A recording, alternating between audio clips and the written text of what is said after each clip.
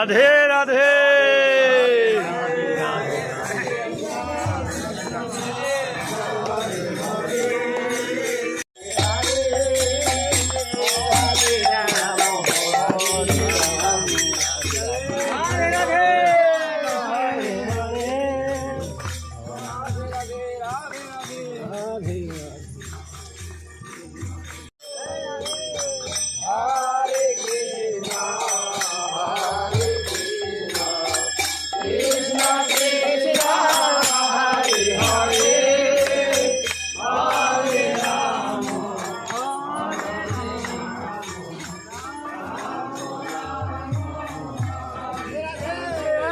রাধে।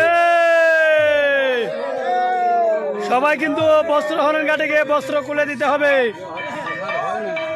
পুরনো বস্ত্র ফেলে দিয়ে নতুন বস্ত্র নিতে হবে। রাধে রাধে।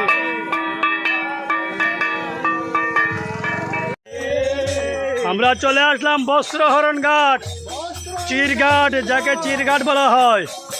চিরঘাট বস্ত্রহরণ ঘাট বা চিরঘাট বস্ত্রহরণ ঘাটে চলে আসলাম। দেখুন যমুনা আমাদেরকে দর্শন দিয়েছে সামনের থেকে।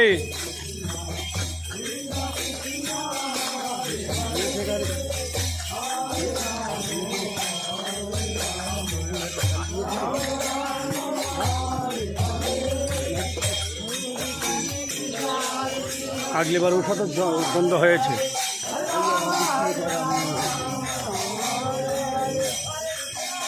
এই বস্ত্রহরণ ঘাট, এই গাছে উঠে শ্রীকৃষ্ণ বংশীধ্বনি করেছিলেন। পরবর্তীতে সবাই যখন সখীগণ ওই যমুনায় স্নান করেছিলেন,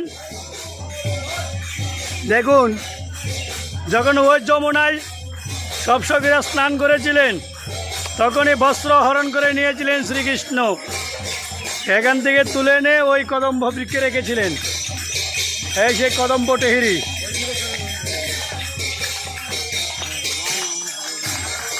জয় গোমাতা কি জয়।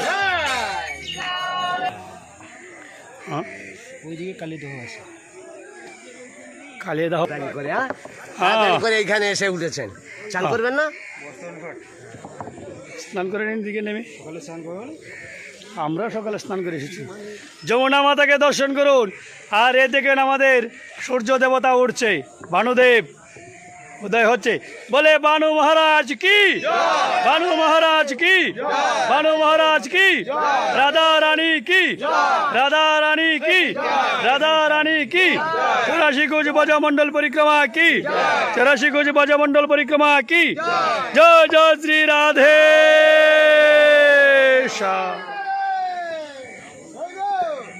রাধে রাধে।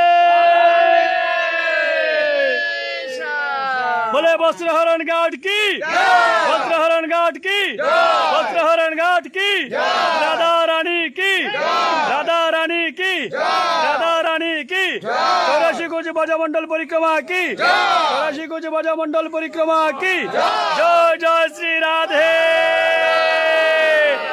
রাধে। এই হলো চিরঘাট। ওইটা করেছি, ওইটা করেছি। বস্ত্রহরণ ঘাট, এইখানে বস্ত্রহরণ হয়েছিল। এই যে কদম্ব বৃক্ষ, যেখানে শ্রীকৃষ্ণ সখীগণদের কাপড় বস্ত্রহরণ করে নিয়ে বসেছিলেন এক জায়গায়। এই যে আমাদের সেই সুদামা বাবা, এই সুদামা বাবা নাম দিয়েছি আমি। রাধে রাধে।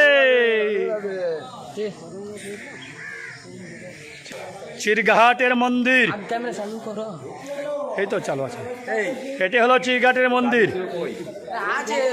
ঠিক এভাবে এখানে বস্ত্র হরণ করে শ্রীকৃষ্ণ গাছে বসেছিলেন।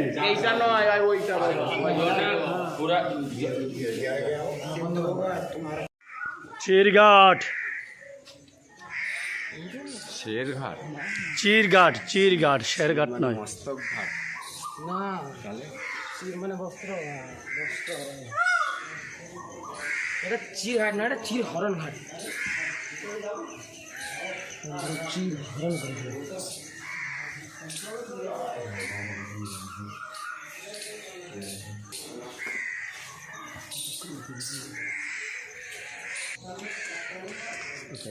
ওপারে একটা গাছ আছে কাঁঠালি বট, বড় গাছ এটা কাঁঠালি বট। পান্ডাগুলো বসে, আর কি বলছি, ভক্তগণ বসে আছে, পান্ডাগুলো বসে বলেছিলাম। সব ভক্তগণ দেখুন এখানে বসে আছে, বালবুক হবে, বালবুক। আকি রাধা রানী কি 84 কোচ বজা পরিক্রমা কি 84 কোচ বজা পরিক্রমা কি ক্ষীরঘাট কি ক্ষীরঘাট কি বস্ত্রহরণ ঘাট কি বলে রাধে শ্যাম রাধে রাধে শ্যাম। মোবাইল